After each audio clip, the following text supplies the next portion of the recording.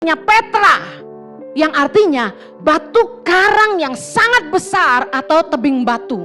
Yesus berkata, sebab kamu adalah Petrus, batu kecil, dan di atas batu karang ini. Luar biasa bahwa gini, waktu saya baca ayat ini, hati saya tuh langsung melonjak. Kenapa?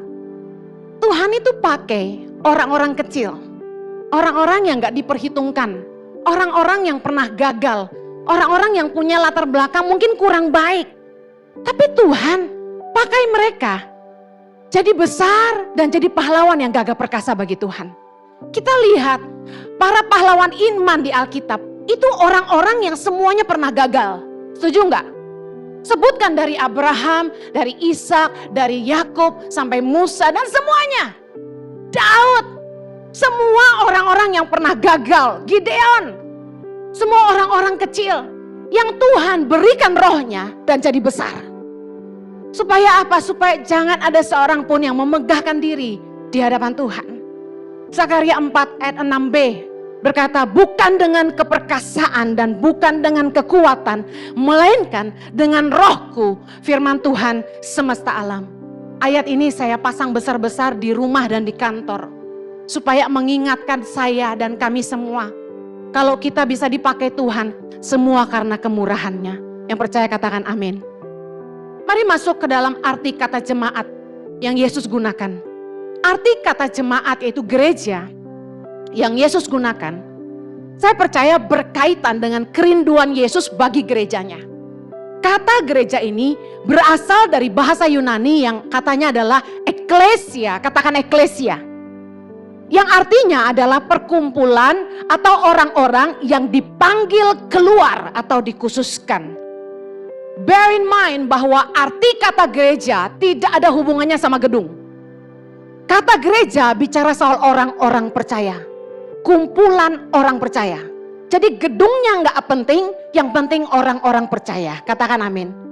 Saya ingin bagikan dua pengertian tentang eklesia yang Tuhan maksudkan di sini. Yang pertama, jemaat yang telah dipanggil keluar adalah perkumpulan orang percaya yang telah dipanggil keluar dari dunia kepada terangnya yang ajaib. 1 Petrus 2 ayat 9. Tetapi kamulah bangsa yang terpilih, imamat yang rajani, bangsa yang kudus, umat kepunyaan Allah sendiri, supaya kamu memberitakan perbuatan-perbuatan yang besar dari Dia yang telah memanggil kamu keluar dari kegelapan kepada terangnya yang ajaib. Allah memanggil gerejanya, kita, untuk keluar dan memisahkan diri dari dosa.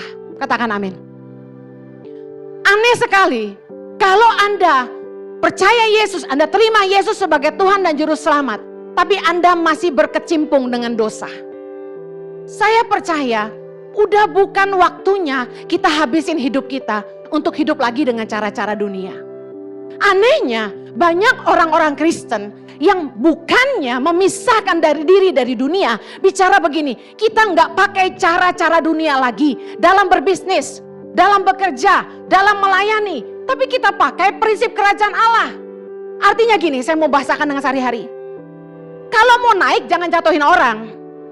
Kalau mau kaya jangan nipu. Coba supaya kita dapat nama besar jangan fitnah orang lain. Hanya untuk naik ke atas jangan tekan orang lain. Hanya supaya memperkaya diri sendiri jangan menindas orang lemah. Jangan kaya karena korupsi atau mencuri. Harusnya kita pakai prinsip kerajaan Allah ketika kita sudah memisahkan diri dari dunia. Kita masih tinggal di dunia, tapi kita hidup dengan prinsip kerajaan Allah. Aneh banget ketika orang sudah ikut Tuhan dan pelayanan di gereja, apalagi bilang dirinya hamba Tuhan, tapi masih pakai prinsip-prinsip dunia. Anak-anak Tuhan masih bawa prinsip-prinsip dunia dalam dunia kerja. Nipu biasa, korupsi biasa, bohong biasa. Ada lagi yang bilang gini, selingkuh dengan rekan sekerja, itu cinlok, itu biasa. Bagi laki-laki nakal itu biasa. Sesekali jajan di luar biasa. Ada amin? Gak boleh amin. Mana boleh begitu? Kalau kita mengerti kita dipanggil Tuhan jadi jemaat, gereja Tuhan, dengar baik, kita harus berani memisahkan diri kita dari dunia. Yang kumpul kebo bertobat, hari ini juga pisah rumah. Minta dilayani untuk konseling pranikah dan decide lah untuk menikah. Saya mau kasih tahu sama wanita-wanita, kalau ada yang ngajak Anda kumpul kebo aja dan gak mau punya anak, saya kasih tahu itu laki-laki yang tidak bertanggung jawab. Mau enaknya doang, tinggalin. Emang lu doang laki-laki di dunia ini? Biarpun laki-laki masih lebih sedikit daripada perempuan, jangan mau dikadalin. Amen. Dengar, jangan main-main lagi sama dosa. Ya Bu, saya maaf jatuh sama teman sekerja saya selingkuh. Suami saya susah percaya sama saya. Ya iyalah. Dengar baik, saya berdoa gereja bukan lagi bermain-main dengan dunia. Di gereja hari Minggu pelayanan, Sabtu mabok-mabokan. Gak ada ya. Dengar baik. Kalau cuma mau main gereja-gerejaan, jangan ke gereja mendingan. Sekalian, kalau gereja tuh mau bawa perubahan ke dalam dunia, kita harus berani berbeda dengan dunia. Bu Heni susah, rekan-rekan bisnis mintanya hiburan, ngerti ya? Kita mesti ngelobi pejabat, pengusaha yang mintanya jajanan. Kita nemenin doang Bu Heni, kita gak sentuh, kita cuma lihat. Dengar baik, pisahkan dirimu dari dunia. Kalau untuk dapat proyek kamu harus berzina, kamu harus membuat dirimu berdosa, mendingan gak usah. Ingat baik, COVID sudah membuktikan, kekayaan tidak menyelamatkan. Yang mengerti katakan amin. 2 Korintus 6 ayat 17 berkata, keluarlah kamu dari antara mereka dan pisahkanlah dirimu dari mereka, firman Tuhan. Dan janganlah menjamah apa yang najis, maka aku akan menerima kamu. Yang mau diterima Tuhan sama-sama kita katakan amen. Bagaimana caranya supaya jemaat tuh gak jatuh bangun dalam dosa? Ini bukan perkara yang mudah. Apakah mendengar khotbah di gereja saja bisa membuat orang hidup berkemenangan dari dosa? Pekerjaan Roh Kudus, karya Roh Kuduslah yang menginsyafkan manusia akan dosa. Tetapi keputusan kitalah yang harus berhenti berbuat dosa. Jangan sampai memanfaatkan kasih karunia. Bahasa roh tapi jalan di tempat, diraba-raba diam aja. Ya enggak gitu. Pacaran masih mau meraba-raba. Saya bukan orang kampungan ya. Saya enggak masalah Anda pakai celana pendek, Anda mau pakai baju transparan, Anda mau pakai mini skirt, I don't care. Cuma saya tanya, tujuannya apa? For beauty. Kalau saya mau tanya, lebih penting security or beauty? Jawab aja. Untuk jemaat tuh bisa punya pertimbangan hati, takut akan Tuhan, dan selalu berpegang kepada kebenaran firman Tuhan, jemaat tuh perlu dibangun untuk bertumbuh imannya. Oleh karena itu, mari jemaat yang mau menjadi member di Impact Community Indonesia, bergabunglah dalam Impact Family, yaitu cell group, komsel yang kami dirikan. Tadinya online melalui Zoom, dan kita ke depan akan tetap Zoom. Karena menurut saya Zoom itu fine banget. Orang pulang kerja, baru mandi, bisa langsung nge-Zoom. Daripada dia pulang kerja, nggak lihat anaknya, pergi komsel. Belum yang buka pintu rumahnya, terganggu juga. Mesti siapin makan, gue baru pulang kerja lapar bro. Ada B2 gitu, repot. Menurut saya, komsel kita, Impact Family harus tetap via Zoom. Dan luar biasa hikmat Tuhan, kita kelompokkan berdasarkan usia dan status, sehingga nyambung omongannya. Dan kami sangat membutuhkan leader-leader yang takut akan Tuhan dan dewasa dalam iman. Bagi Bapak Ibu yang terbeban ingin melayani di komsel, mari daftarkan diri Anda, bergabunglah dengan komsel-komsel yang sudah ada. Pak Teddy sudah ikut belum? Mari isi form, ya ada scan QR code ya. Anda bisa isi di situ, cukup 1 menit saja, tidak pakai lama. Isi formnya cuma 1 menit. Nanti akan ada admin dari Impact Community Indonesia yang akan menghubungi Bapak Ibu. Ya, tolong diangkat ya. Kisah Rasul 2 ayat 42. Mereka bertekun dalam pengajaran rasul-rasul dan dalam persekutuan. Dan mereka selalu berkumpul untuk memecahkan roti dan berdoa. Saya percaya gini, untuk supaya kita tuh nggak jatuh bangun dalam dosa, kita butuh komunitas. Sel group atau persekutuan orang percaya yang menjadi salah satu esensi di gereja ICI, target kami adalah memuridkan. Saya tidak tertarik punya jemaat yang banyak. Saya tertarik untuk melahirkan murid-murid Kristus yang banyak. Amen.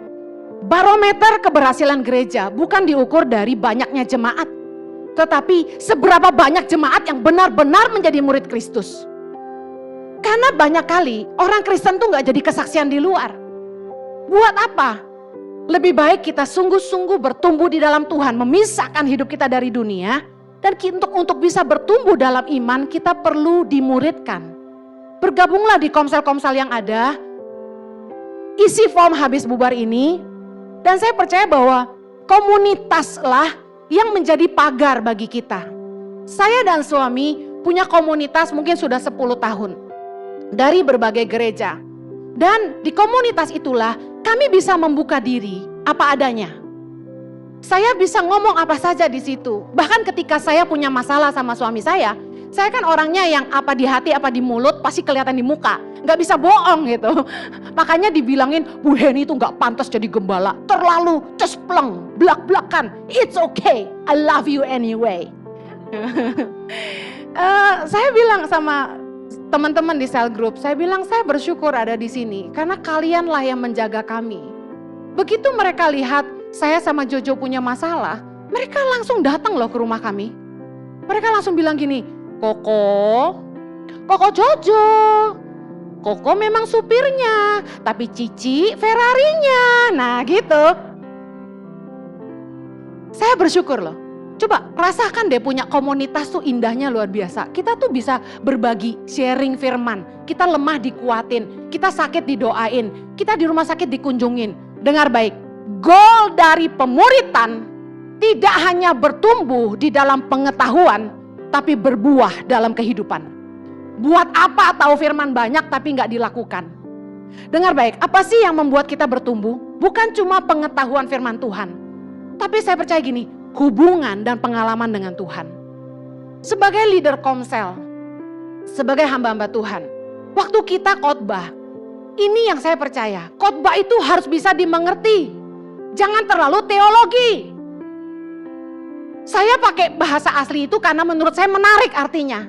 Tapi biasanya kalau saya khotbah, saya memastikan Anda ngerti yang saya sampaikan. Karena kalau bahasa firman Tuhan itu tidak dimengerti, gimana mau dihidupi? Jadi kalau Anda yang memang seorang pengajar, sederhanakanlah bahasamu supaya orang tuh ngerti, lu ngomong apa sih? Kagak lewat di atas kepala gitu loh. Orang bisa ngerti dan dihidupi. Nah yang kedua, bagaimana jemaat bertumbuh? Didoakan. Setiap leader bertanggung jawab mendoakan domba-dombanya. Mereka tuh mungkin punya pergumulan yang kita nggak tahu. Makanya harus berdoa buat domba-domba kita.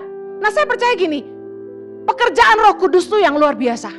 Ketika kita mengandalkan Dia, berdoa dan minta Roh Kudus untuk melawat jemaat dimanapun mereka berada. Jemaat tuh ngalamin Tuhan secara pribadi. Saya percaya ketika dalam kehidupan kita ngadapin pergumulan, bukan bergantung sama manusia yang membuat kita bertumbuh, tapi ketika kita mengalami pertolongan Tuhan secara nyata, itu yang membuat kita bertumbuh imannya. Bener gak? Kalau misalnya Lia bilang sama saya, Hen, lu ntar ke Singapura mesti makan bakmi kepiting di jalan ini, enak tuh Hen. Karena saya percaya sama Lia, saya timbul iman bakmi kepiting itu enak tuh 50%. Karena saya percaya Lia.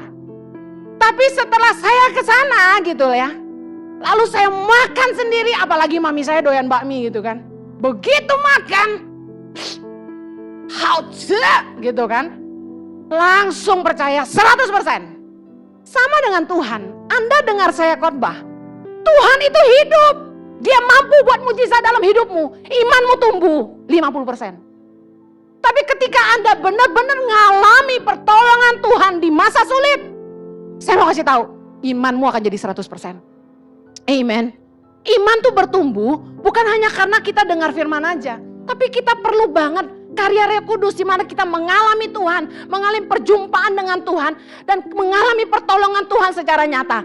Ayo berani bilang sama Tuhan, Tuhan, aku tidak mau hanya mendengar saja, aku mau merasakan tangan-Mu bekerja di hidupku. Amen. Cari Tuhan sungguh-sungguh. Hubungan tuh yang membuat kita bertumbuh. Amen. Saya punya hubungan yang sangat dekat dengan sahabat saya. Kalau sampai ada orang jelek-jelekin saya ke sahabat saya yakin sahabat saya gak akan percaya. Kenapa? Karena sahabat saya mengenal saya. Sama dengan Tuhan. Waktu kita gak punya hubungan dengan Tuhan, kita cuma jadi Kristen gereja yang datang hari Minggu aja. Kita ketika ngadapin badai, kita akan goyah. Bener Yesus ada gak ya? Sedangkan tadi Yesus ngomong sama Petrus bahwa di atas batu karang ini aku akan mendirikan jemaatku. Apa batu karang yang Yesus maksud? Di ayat yang ke-16 Yesus bicara soal pewahyuan yang diterima oleh Petrus bahwa Yesus adalah anak Allah. Keyakinan kita bahwa Yesus adalah anak Allah yang datang ke sorga untuk menebus dosa kita, itu tuh butuh pengalaman. Kalau kita benar-benar ngalamin Tuhan, kita gak akan gampang untuk melepaskan Tuhan dalam hidup kita. Selama ini kenapa banyak orang Kristen jatuh bangun dalam dosa? Karena cuma jadi agama aja. Harusnya kita mengedepankan hubungan dan pengalaman kita dengan Tuhan. Hubungan dan pengalaman kita dengan Tuhan lebih penting daripada pengetahuan kita tentang Tuhan. Dibuktikan banyak hamba-hamba Tuhan yang tahu banyak firman Tuhan, tapi gagal menghidupi kebenaran. Kalau kita cuma sekedar tahu, kita akan jadi sama seperti ahli-ahli Taurat dan Farisi di Alkitab yang taunya menghakimi. Gak heran orang takut ke gereja. Kenapa? Baru sampai pintu udah dihakimi. Saya mau kasih tahu sama pelayan-pelayan Tuhan di gereja ICI. Jangan punya mata yang menghakimi. Karena orang yang menghakimi akan gagal mengasihi. Selalu sadar bahwa kita di sini karena kasih karunia. Kita itu bisa melayani karena kemurahan Tuhan. Kita diselamatkan karena kasih karunia. Jangan pernah merasa lebih benar dari orang lain, lebih pintar daripada orang lain, dan lebih hebat, lebih kudus. Biarin aja orang mau datang pakai celana robek-robek, pakai baju transparan, biarin. Mau pakai rok mini, biarin. Saya bilang sama leader-leader kemarin, jangan sampai kalian bikin interview yang menyulitkan untuk jemaat ikut komsel. Karena mereka adalah orang-orang yang mau belajar tentang Tuhan. Bikin banner gede-gede, all sinners welcome. Amen. Semua orang berdosa boleh datang. Yang ngerokok boleh, yang tato boleh. Amen. Jangan ngurusin yang gitu-gitu. Fokus gini, bawa mereka, pindahkan mereka dari kerajaan kegelapan kepada terang Tuhan yang ajaib. Katakan amen.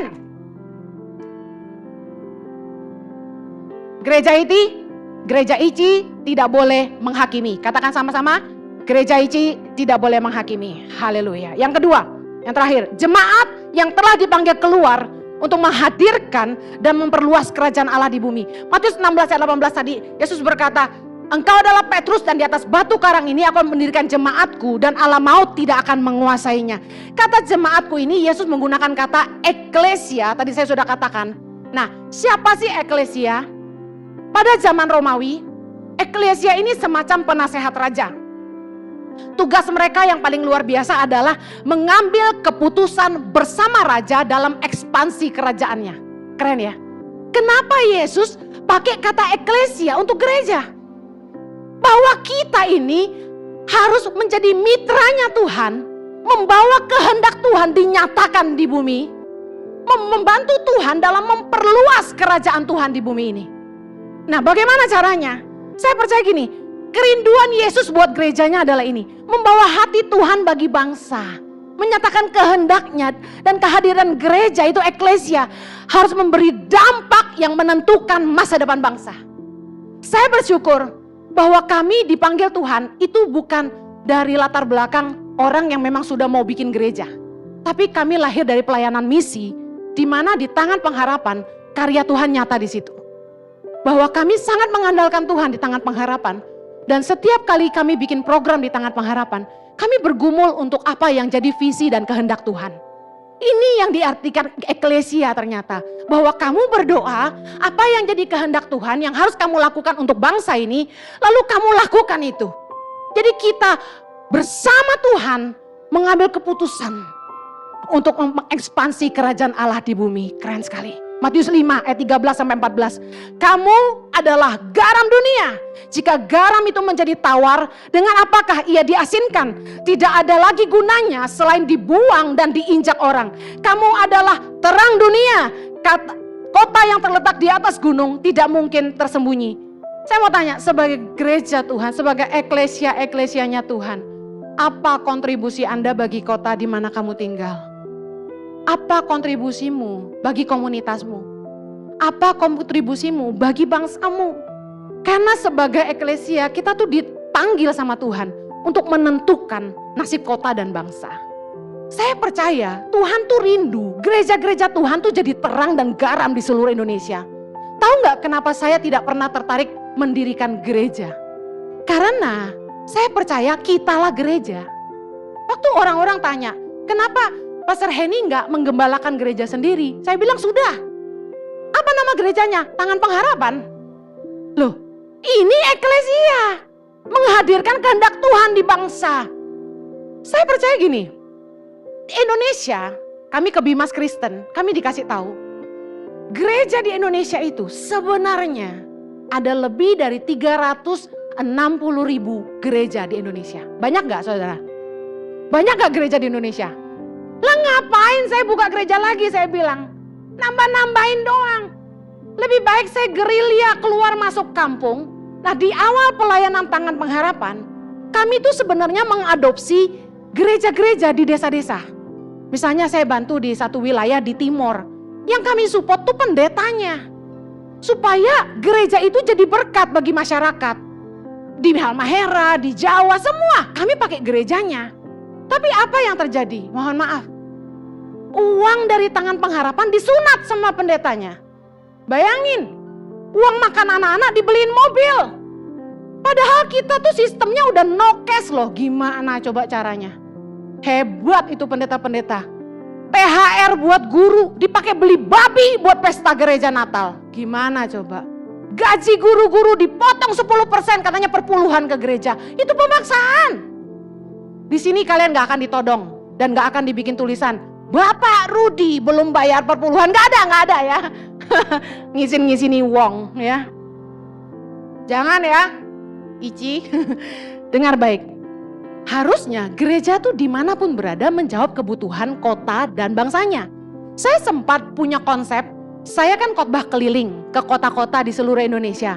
Saya tuh deketin gembalanya dengan kalimat begini, mau nggak saya bantuin bikin pelayanan misi buat gereja. Jadi misalnya saya bantu anak-anak di daerah Sumatera Barat gitu ya. Marilah gereja yang berada di Sumatera Barat ini jadi berkat buat mereka. Mau nggak saya bikinin? Nggak usah pakai nama Tangan Pengharapan, pakai nama gereja aja. Saya bikinin deh for free gitu. Supaya gereja tuh sehat. Gereja tanpa misi itu mandul. Ibarat Anda makan nggak ada yang keluar. Katanya kan gereja pelit kan? Keluarin duit susah kan? Di sini enggak. Amen. Peduli sesama tuh selama pandemi miliatan sudah bantu orang susah. Saya kasih tahu, kita itu enggak boleh gendut. Kita aja diet susah, apalagi gereja, rekeningnya enggak boleh gendut. Amen. Haleluya. Kan Bu Heni pengen punya gereja sendiri, besok-besok enggak mau nyewa lagi, mesti bangun.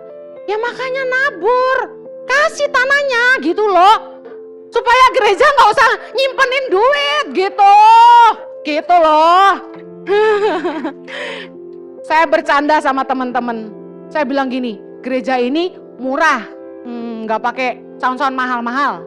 Yang lain pakai 8 miliar cuma sound system. Saya bilang nggak usah, kita gereja parkiran. Saya bilang gitu. Nah saya bilang, rumah 3 miliar, mobilnya Ferrari. Ngapain? Gak usah saya bilang. Kita sederhana aja, karena warna kita dari dulu orang-orang sederhana. Yang penting dampaknya, amin. Saya bilang sama suami saya, gereja ini tidak boleh berhenti mengerjakan misi. 90% dana dari gereja ICI harus dialirkan keluar untuk misi. Amin. Dulu kami brainstorming. Lia bikin bisnis apa nih buat danain Tangan Pengharapan? Saya bilang gitu. Aduh tolongin gue gitu. Tapi saya tahu ini jalan Tuhan. Saya harus melahirkan eklesia. Jemaat Tuhan yang peduli sama bangsa. Tuhan taruh visi di Tangan Pengharapan melahirkan 1000 pemimpin buat Indonesia. Saya keluar masuk pedalaman Indonesia, saya temukan satu konklusi kenapa Indonesia nggak maju. Karena kita butuh pemimpin yang takut akan Tuhan, mencintai rakyat, cerdas dan berintegritas. Indonesia memang luas, tapi cuma 34 provinsi. Jadi target kita kalau 1000 pemimpin, cuma butuh 34 dari 1000 yang benar-benar bersih. Punya hati yang murni, melayani Tuhan di bangsa ini. Dan memajukan setiap daerahnya. Yang percaya katakan amin. Saya berdoa supaya jemaat tuh mulai peduli, build self awareness di tempat kerja, mulai dari perkara kecil. Saya mau ngajarin jemaat ICI itu dari hal-hal kecil aja deh. Tolong peduli orang lain, jangan cuma mikirin diri sendiri.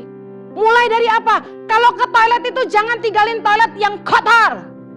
Itu bukan private toilet, itu public toilet. Kalau ada makanan bagi-bagi. Udah tahu, sharing. Tapi dilihat, wah ini 10 yang ada 9, berarti lebih 1, gue ada 2. Gak ada gitu. Saya percaya gereja harusnya kembali ke hal-hal esensi. Gimana kita mau jadi berkat? Kalau mulai dari perkara kecil aja kita serakah.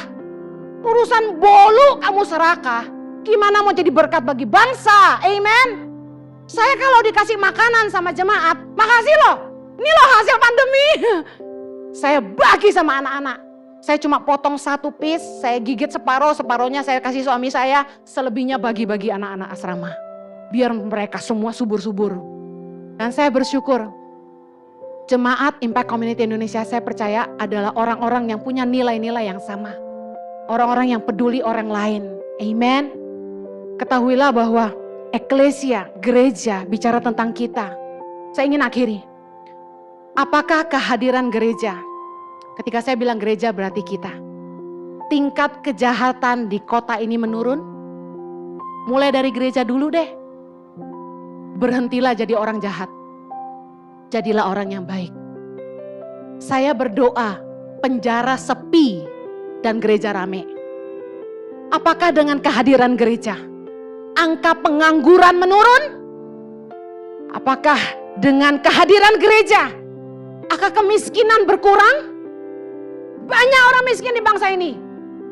Kami putar otak terus gimana caranya menguntaskan kemiskinan. Apakah dengan kehadiran gereja angka perceraian menurun? Jangan lagi ada, Pak kami mau cerai. Gak ada. Makanya konseling pranikah harus dibikin susah. Benar. Biar gak gampang-gampang mereka menyerah. Saya sewot banget kalau ada yang bimbingan pranikah cepetin aja. Gak ada. Saya kasih tahu, nikah itu seumur hidup. Kawin aja yang lu pikirin. Ngejalaninnya tuh gak gampang. Tanya sama yang udah kawin. Perbedaan pendapat itu biasa dalam pernikahan.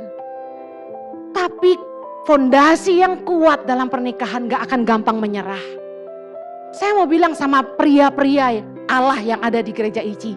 Jangan pukul istrimu. Jangan kejam sama anak-anakmu.